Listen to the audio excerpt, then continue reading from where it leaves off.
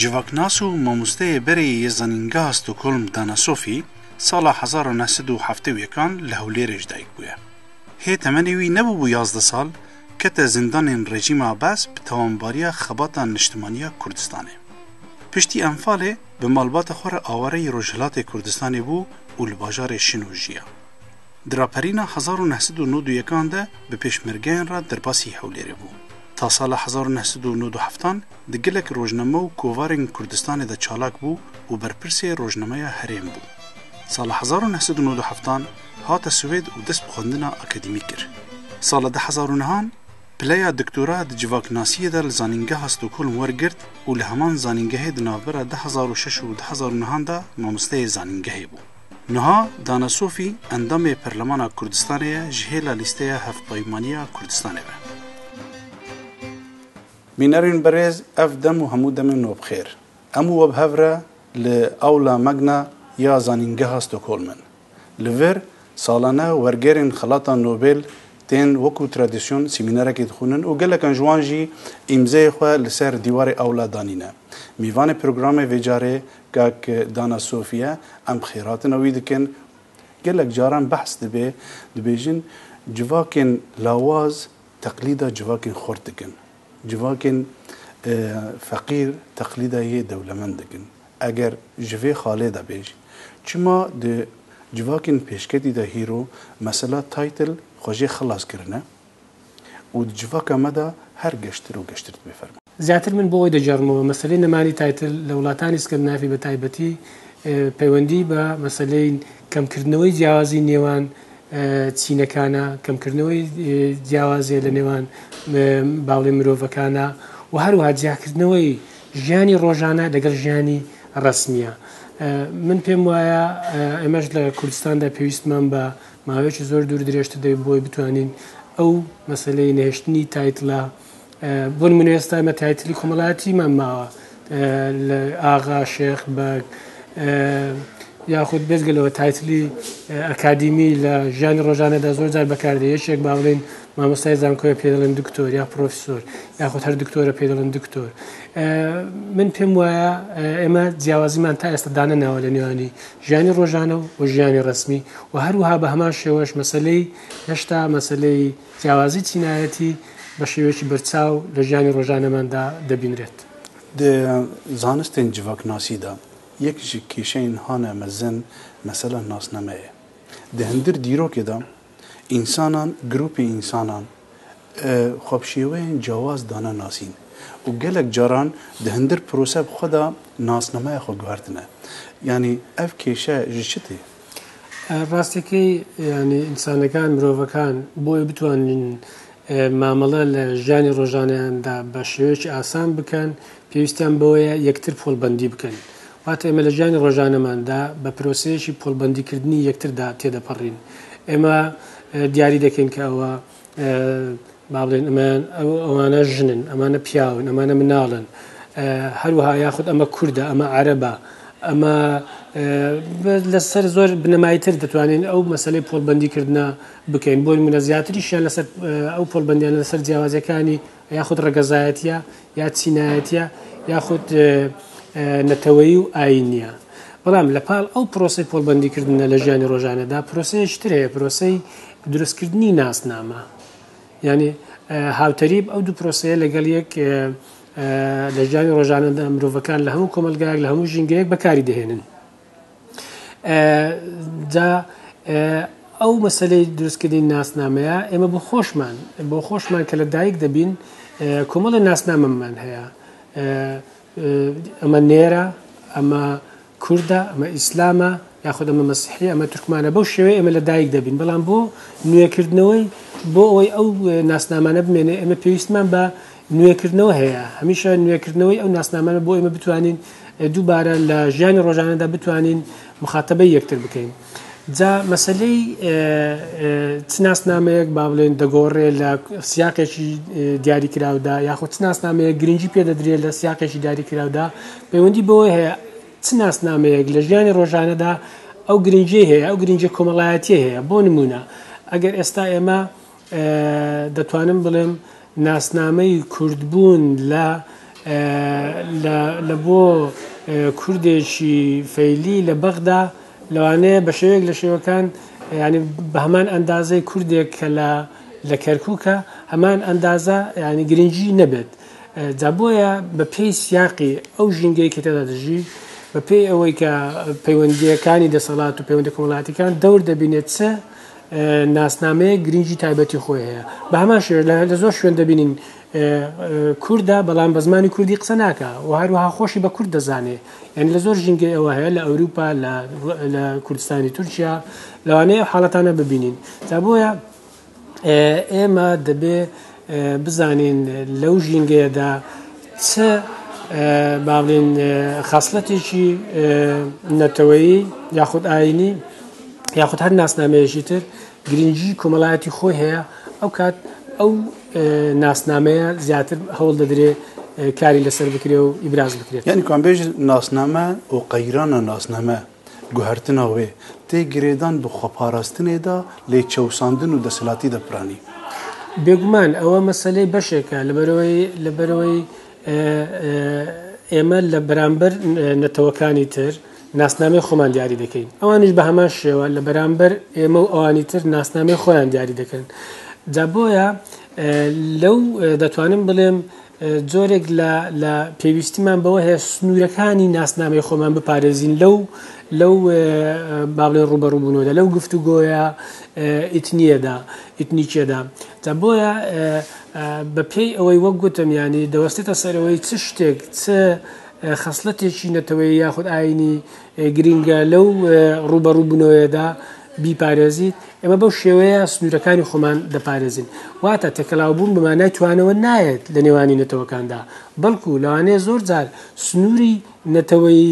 لەو تێکەڵاوبوونە زیاتر بپارێزێت یاخود زیاتر جەختی لەسەر بکرێتەوە نەها گەلێک جاران دوا ساڵی داویدا دگوتنێ یونانی هەنە گەلێکی بکارتێن و مەسەلا هێترۆ و هۆمۆ تدي وقت أفقوتنا تين يكسر مثلا جريدانا بقوتنا جنس داتي يعني أو دواري جنسي دا هيترونا يعني هومونا قالوا دواري إيكونومي وجفاكي وإتنيكي ودواري دنداجي مرودكاري بحثا هيترو وهوموكي بگمان مسئله هترو هومو لزور بعد لبروي دتوان ربكار لبروي هترو بمعنای تێکەڵاوی یاخود چەند نەوعی دێت بەڵام هۆمو بەمانای یەک نەوعی دێت یەک ڕەگەزی یەک جۆری بەڵام لە بواری با بڵێن لێکۆڵینەوەی ئێتنیکی بۆ نمونە ئەگەر باز لەوە بکرێت ئەو ژینگە فرە ئێتنیکیە هێتروەیە بەو مانایە دێت کە با بڵێن ئەو ژینگەیە نەتەوەی جیاوازی لێ تێدا دەژیت یاخود ئاینی زۆر جیاوازی لێ تێدا دەژیت واتە ژینگەکە ئەو ژینگە کۆمەڵایەتی کە هەیە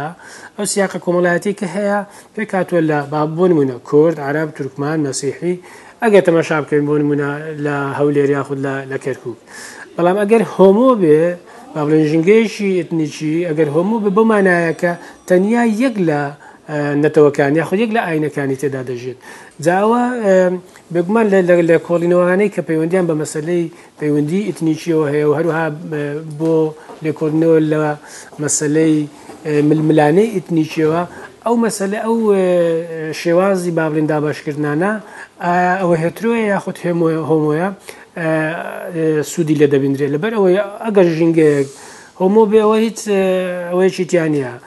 ئەگەر با بڵێن هیچ نەتەوەیەکی تریتیان نەبێت ئەوە هیچ گرفتێک لەوانێن ڕوو نەدات بەڵام ئەگەر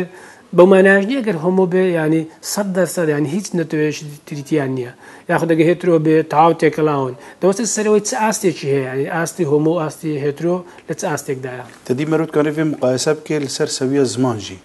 يعني قال لك أنا دخازن شهنازية خبيه بكن بيوالله زماني ما صافية شو قلتني بياني ناف زماني مدنينا والآلي كدن دا مثلا إنجليزي شهنازية خاطكي كوب هزارا قلتن زماني دن خاطرنا تبلي بنا إنجليزي بي زنجين بيا خالق كدن هرجي قريداي بمثلا هترو وهومو ده يعني جيانا نورمال دناف جروبا كده أم نابجن نتوي يان عشيرتي يان دولتي يعني جروبك يا حري نورمال ئەوە گروپەکە هێترۆ بێ یان هۆمۆ بێ. ڕاستیەکەی ئەو پەیوەندی بە مەسلەی فرۆسەیەکی کۆمەڵایەتی و مێژووی بەو گەشەکردنەوە هەیە کە هەر کۆمەلگایەک پێداتێتە پەڕێ. بەڵام ئێمە ئێستا ئەگەر تەماشای با بڵێن دنیا بکەین دەبینین زۆر زەحمەتە بتوانین کۆمەلگایەک ببینینەوە کە تەواو ئەوەی کە پێ دەڵێن هۆمۆ یاخود هۆمۆجێم بێت. ینی تەواو پێکات بێت تەنیا لە یەک ئاین یاخود تەنیا لە یەک نێتەوە. هیچ کۆمەلگایەک زەحمەتە ئێستا بدۆزینەوە بتوانین ئەو خەسڵەتی پێ بدەین کە بڵێن کۆمەلگایەک هەموویە. زۆربەی کۆمەلگایەکان زۆربەی ژینگەکان دەتوانم بڵێم نەتەوەی جیاواز پێکاتوە لە ئاینی جیاواز پێکاتوە لە کولتوری جیاواز پێکاتوە. بەڵام ئەم تێکەڵاویەش دەتوانم بڵێم ئاستی جیاوازی هەیە لەوانەیە لە شوێنێکەوە تێکڵاویەکە یەکجار زۆر بێ زۆر باشی بێت لە هەندێک شوێنەوە لەوانەیە کەمتر بێ. بەڵام ئەوەی کە پەیوەندی بە مەسلەی ئەوە هەیە کە تا چەند ئەو کۆمەلگایانە ئەو با بڵێن ئەو کۆمەلگانەی کە با بڵێن هێترۆجێنن بەو مانایە کە نەتەوەکان لە پاڵ یەکتردا لەگەڵ یەک دەژین تا چەند ئەو ژینگانە ژینگەیەکی با بڵێن دەتوانم بڵێم بە ئاشتەوایی بەیەکەوە دەژین یاخود تا چەند ململانەی ئتنیکی هەیە لە نێوانی ئەوانەدا بگومان ئەوانە ئەو هۆکار و فاکتەری زۆر جیاواز هەیە کاریگەری لە دادەنێن لەسەر ئەوەی کە ئەو ژینگانەی کە فرە نەتەوەین فرە ئتنیکین یاخود فرە ئاینین چۆن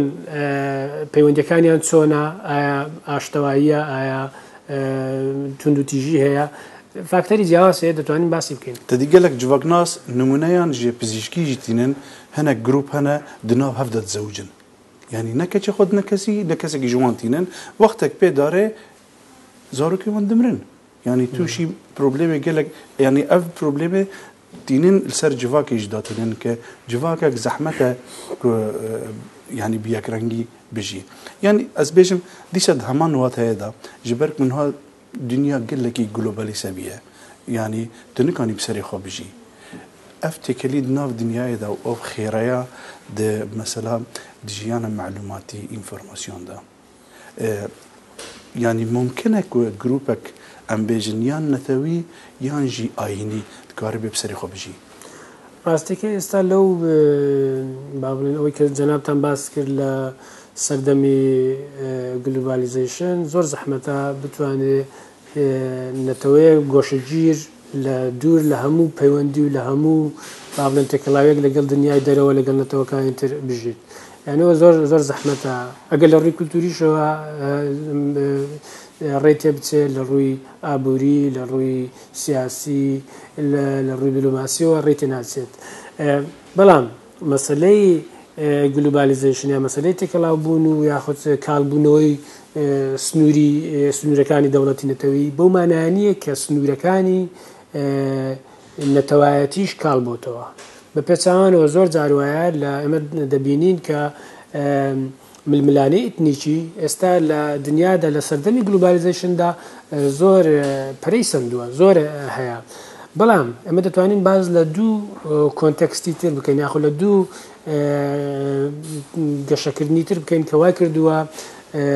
ململانەی ئتنیکی زیاد بکات ئەویش یەکێکیان ئەوەیە کە دوای نەمانی شەڕی سارد و هەڵۆشانەوەی بلۆچی ڕۆژهەڵات و ڕۆژئاوا دەوڵەتی ئەوەی کە پێ دەڵێن دەوڵەتی وێبەریان یاخود دەوڵەتی نەتەوەیی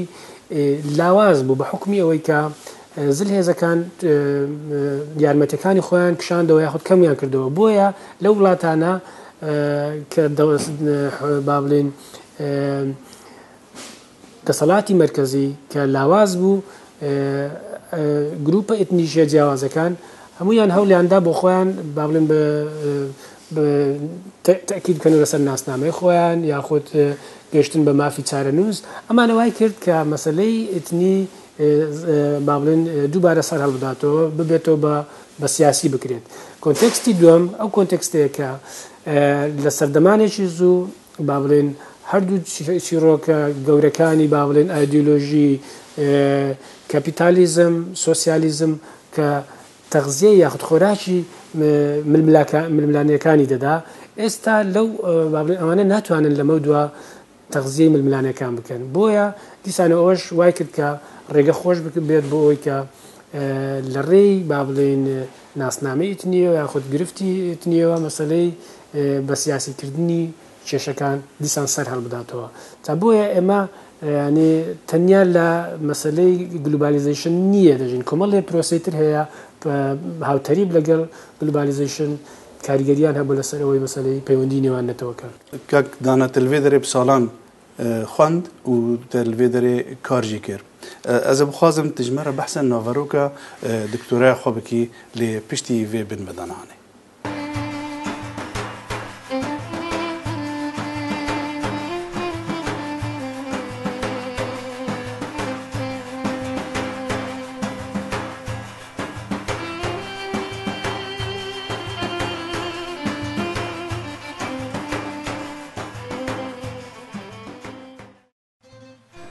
فۆروما ناونەتەوی یا ڕێخستنên سڤیل li Stockholm li dar diket di sed pispor ji nod welatî hebûn û danasofî nûnerê Perlemana Kurdistanê li wê forumê bû û ew jî bû derfet ji vê hevpîvînê re. Me hevdû li zayîngeha Stockholm dî di nav Fakulteya Civaknasiyê de geriyan û dana diyar dikir ku ew xerîbiya jiyana akademî dike. Avahiya herî girîng di her zanîngeheke Swêdê de ji bo sîmîner û civîn û ahengên mezin di Swêdî de bi nav dibe awla. Bi latînî navê wê avola ye. Em bi dana re çûne awla megna. Berê kak dana tedî gelekî zehmete mirov karibe bi 2-3-4 deqan behsa karekî ku te gelek sal xebat li ser kirine ew hinde pirtûk berhev kirine û te karek jê derxistî. Lê hema duwê zehmetî de jî eger nebe ji me re di çend deqan de behsa naveroka doktora xwe bikî. Pirsiyara serêçekê min lew li têzekê min de ew ye boçî mirovekan یاخود گروپە ئیتنیکە جیاوازەکان پەیوەندیەکانیان جیاوازە لە ژینگەی جیاوازدا بۆ مانای لە هەندێک ژینگەی ئیتنیکی دەتوانم بڵێم ئاشتەوایی زاڵە بەسەر پەیوەندیە ئیتنیکەکاندا بەڵام لە هەندێک ژینگەی تر زیاتر ململانێ و توندوتیژی زاڵە نمونەمان زۆرە لە دنیا بۆ نمونە تەمەشا بکەین لە هیندستان لە نێوانی هیندۆس و لە نێوانی ئیسلامەکان ململانێ و توندوتیژێکی یەکجار زۆر هەیە لە با بڵێن فەڵەستین لە کوردستان لە زۆر وڵاتی تری ڕۆژهەڵاتی ناوەڕاست لە باڵکان هەتا لە ئەوروپای ڕۆژهەڵات لە زۆر شوێن پەیوەندی نێوان گروپە ئیتنیکیەکان یاخود نەتەوەکان پڕەتی لە توندوتیژی و ململانەیە بەڵام لە هەندێک ژینگەی تردا بۆ نمونە لە بەتایبەتیش لە وڵاتانی ئەوروپای ڕۆژئاوا نمونەمان هەیە بەلجیکامان هەیە سویسرامان هەیە زۆر وڵاتی تر تەماشا دەکەی دەبینین بە شێوەیەک لە شێوەکان زۆرێک لە ئاشتەوایی کۆمەڵایەتی لە نێوانی نەتەوەکان هەیە گروپی ئێتنیکیەکان بە شێوەیەک ژانی خۆیان پەیوەندەکانیان ڕێخستەوە کە هیچ گرفتێکی توندوتیژی و با بڵێن ئەو مەسەلانیان نییە تا من بەدوای ئەو پرسیارەم دەمەوێت بزانم بۆچی بەو شێوەیە و بە شێوەیەکی مەیدانی بە شێوەیەکی ئیمپیری لە کۆڵینەوەکەم لەسەر دوو شاری کوردستانە هەولێر و کەرکووک کە لە ڕووی با بڵێن ئیتنیکیەوە لە ڕووی ئاینیەوە زۆرێک لە فرەیی بە هەردوو شارەوە دیارە دەتوانم بڵێم ئەوە بابەتی سەرەکی دکتۆراکەی منە لە کوردستان من بێگومان ئەوە کۆمەڵە فاکتەرم دیاری کردووە کۆمەڵێ با بڵێن ئیشم لەسەر هەندێ بنەمادی کردووە کە بە شێوەگەمە بتوانین ئەو جیاوازیانە ببینین ئەوەی کە لە پەیوەندیە نێوانەتەوەکان لە هەولێر و لە کەرکووکدا هەیە ئێمە هەولێر دەتوانین بڵێم تا ڕادەیەکی باش مەسلەی پەیوەندی نێوان نەتەوەکان نێوان کورد تورکمان مەسیحی بە شێوەیەکی باش ینی ڕۆژانە ئێمە بەخۆمان شایەتی ئەو با بڵێن بەیەکەوە ژیانێن ئەو لە گەشتین کە لە هەولێردا هەیە بەڵام لە کەرکووک بەو شێوەیە نییە ململانەی زۆر هەیە لە نێوانی کورد عەرەب تورکمان مەسیحیەکان جا چییە وا دەکەن جیاوازی چییە لە نێوانی ئەوەی کە با بڵێن بۆ هەولێر بەو شێوەیە کەرکک بەو شێوەیە لە کاتێکدا نەتەوەکان تقریبان دەتوانم لەم هەمان نەتەوە کەوەی کە لە هەولێر هەیە لە کەرکووکیشەیە چما لە هەولێرە بشێوەیەکی برێڤەچیە و کەرکووکێ بشێوەیەکی دن برێڤەچی یانجی گەلێک ناوچەیە دنە کوردستان هێنا ئەم بێژن میدیادێ تێکەلی ناوبێنە کوردان و فلانە گەلێکی خۆشی ینی چ پرۆبلێم بگرنگهانینە دوونە بدە بەر کەرکووک دکانی چەند نمونەیان وەرژمەرە بەڵێ ئەمە سەرەتا هەندێک فاکتەرێکی کۆمەڵە فاکتەری مێژوویە ینی ئەوەی کە لە مێژووی با بڵێن ئەو دوو شارەدا ڕووی داوە کاریگەری خۆیان بەجێشت و ئێستاش ماوە لە کە وای کردووە پەیوەندی نێوان نەتەوەکان بە شێوەیە جیاوازێ بۆ نمونە لە کەرکووک شاڵاوی ئەمفال و تعریب و مەسلەی هەموو سیاسەتی بەعەز بە شێوەیەکی گشتی توانم بڵێم لە کەرکووک زۆر زەقترە زۆر کاریگەری تا ئێستاش ماوە لە سەر پەیوەندی نێوانەتەوەکاندا بۆ نمونێت بە شێوەیەک لە شێوەکان مەسەن ئەو دەسەڵاتانەی کە لە کەرکووک هەبوون تەفزیلی نەتەوەیەکی کردو بەسەر نەتەوەکانی تر ئەوەش تا ئێستا بە شێوەیەک لە شێوەکان کاریگەری خۆی ماوە بەڵام لە هەولێر بەو شێوەیە نەبووە ڕاستە حکوومەتی بەعز با بڵێن ئەوە بووە دەسەڵاتیەوە بەڵام پێکهاتەیە هەولێر بەو شێوەیە نەبووە کە بتوانرێت تۆ بهێنی ئێستا عەرەبی بەو شێوەیە لێنێ وەکو گروپ بتوانرێت کە با بڵێن ئەو پاشاتە مێژوویە سەر لە نوێ بکرێتەوە مەسلەیەشی تر پەیوەندی بە دابەشبوونی دموگرافیە دامەشبوونی جوگرافی و دموگرافی لەو دوو شارەدا بۆ نمونە ئێمە لە هەولێر شوێنێکمان نییە تایبەت بێ ئەوەی کە باس کردیانی هۆمۆجێن بێ لە بۆ یەک تاکە گروپ تەنیا شوێنێکەمان بێ عنکاوەیە ئەویش دەتوانین بڵێم تا ئێستا بە شێوەیەکی بەرچاو تێکەڵیەک هەیە لە نێوانی هەموونەتەوەکان کورد و تورکمانوانی تر لە ناو هەولێر بە شێوەیەکی گشتی تێکەڵن لە بابلین گەڕەکە جیاوازەکانە بەڵام لە کەرکووک تۆ دەبینیت باکووری کەرکووک بە شێوەیەکی گشتی توان برێم کورد نشینە و باشوورەکەشی عەرەب نشینە ڕاستە لە ناوەڕاستەکەدا کۆمەڵێ شوێنی تێکەڵ هەیە بەیەکتردا کە لەبەرچی ئەوە کاریگەری هەیە لەبەر ئەوەی کە تۆ پەیوەندی نەبوو لە نێوان نەتەوەکاندا نەتوانرا ئەوانە یەکتر ببینن نەتوانرا ئەوانە با بڵێن زانیاری ڕاست و دروست لەسەر یەک وەربگرن بێگومان ئەو ململانەیە کە هەیە قوڵتر دەبێتەوە لە نێوانیاندا یعنی ناتوانن بەرپرسیارەتی بەرامبەر یەک دروستکەن ئەگەر شوێنێک نەبێ کە بتوانن هەموویان تێدا یەکتر ببینین ینی لە ڕێی ئەو کەناڵانەوە بتوانن زۆرێک لە با بڵێن هاوکاری پەیوەندی هاوکاری و ئەوانە لەگەڵ یەکتر دروست بکەن ئەوە مەسلەیەکی ترە مەسلەیەکی تر مەسلەی هەر پەیوەندی بە مەسلەی هۆمۆجینیتێت و هێترۆجینیتی هەیە لە هەولێر زۆربەی با بڵێن دام و دەستگاکان زۆربەی ڕێکخرا و ئەوانەی کۆمەلگای مەدەنی و حیزبەکان دەتوان برن بە شێوەیەکی گشتی تێکەڵن کوردیتیا عەرەبیتیا ئەوە تورکمانیتیا مەسیحیتیا زۆربەی پارتە سیاسیەکان تەمەشاکە هەموویان تێکەڵا بەڵام لە کەرکووک بەو شێوەیە نییە ئەوروپادا گەلێک خوین هاتە ڕێژاندن دەبەر مەسەلا هەڤڕێزگرتن و قبولکردن هەڤ ینی گروپێکێت کاری بوو خۆش گروپێکی خلاصکێ بسەدی سەد دو ئەو پرۆسەیەژی گەلێکی درێژ کرد سەر ئەوروپادا لێ لە وڵاتی مە لە منتیقان بێژن ڕۆژهاتە ناوەڕاست بەری وێ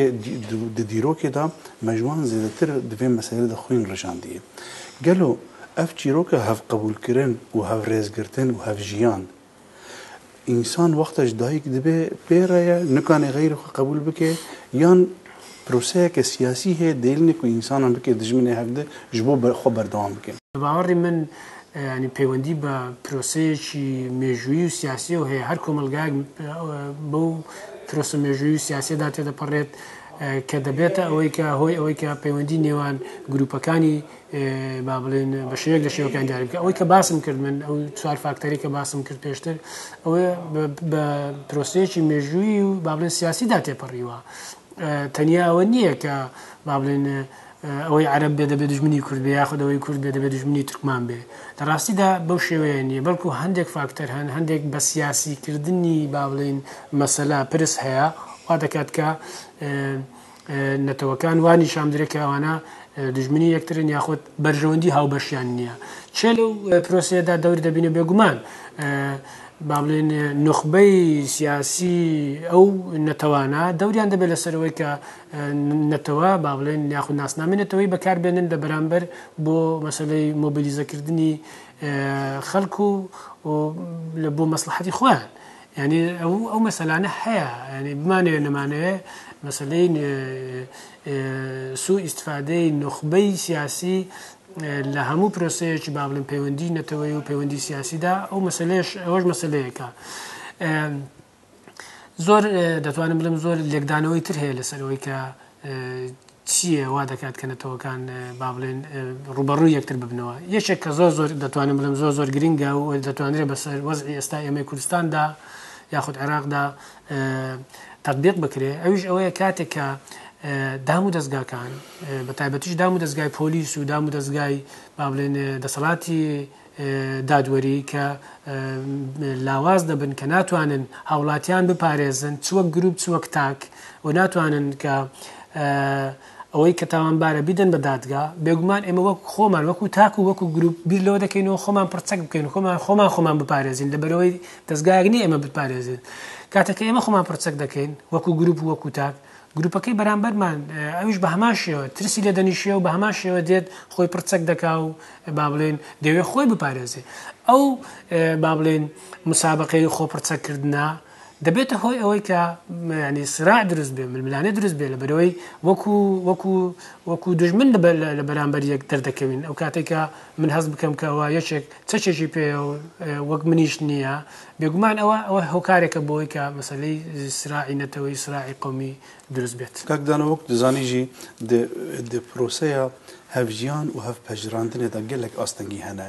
yek ji we astengiyên hanî herî mezin ku bi Swîdî jê dibin fullhet baş e yanî demexakê dikî dest xwe û li grupekê dî bê ku te bi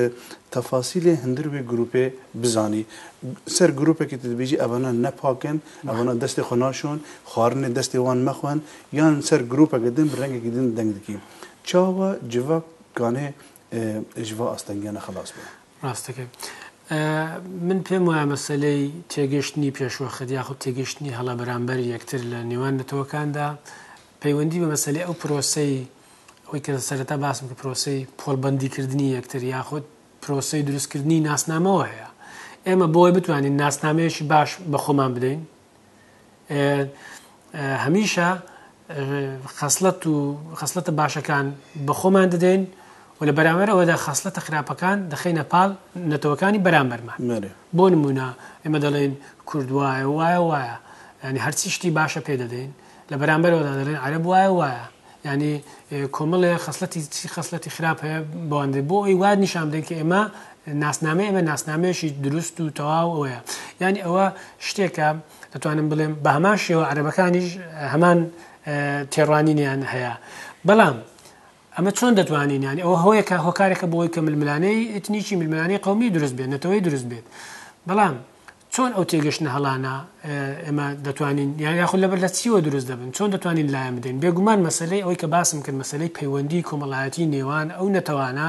گرنگی زۆری هەیە ئەگەرم حساب بکەن جوواک تابلۆیەکە باشە و بڤ ئاستەنگیانە ئەب تابلۆی هاتی خراپکردن وەزیفا کێ vê tabloyê dîsa çê bike ku ev xelkana baştir bi hev direbijîn بێگومان وەزیفەی هەمووانە بەڵام بە پلەیەک من دەتوانم پێویستە ویستێکی سیاسی یاخود ویستێک هەبێ لانی کەم لە لای ئیلیتی سیاسیەوە لە لای نخبەی سیاسیەوە بۆ مەسەلەی ئاشتەوایی بۆ مەسەلەی ڕێزگرتن لە یەکتر ئەگەر ئەو ویستە سیاسیە نەبێت لە ئاستی با بڵێن نخبەی سیاسی زۆر زەحمەتە ئێمە بتوانین ئەو ئاشتەوایە دروست بکەن لەبەرەوەی ئەوانن وەکو خۆیان وەکو نوێنەری نێتەوە دەناسێنن لە پەیوەندی لەگەڵ یەکتردا بەڵام ئەوە بۆ مانایانیە تەنیا و تەنیا نخبەی سیاسی دەوری دەبێنن بێگومان ئێمە دەتوانین لە ڕێی ڕێکخراوەکانی کۆمەلگای مەدەنیەوە بە هەمان شێوە ئەو کاریگەریە دروست بکەین وا بکەین کە مەسەلەی ئەو تێگەشتنە هەڵەی کە لە بەرامبەر یەکترمان هەیە دەستگای ڕاگەیاندن بێگومان بە هەمان شێوە کاریگەری زۆری هەیە کاکدانەتەنها ئەندامی پەرلەمانە کوردستانی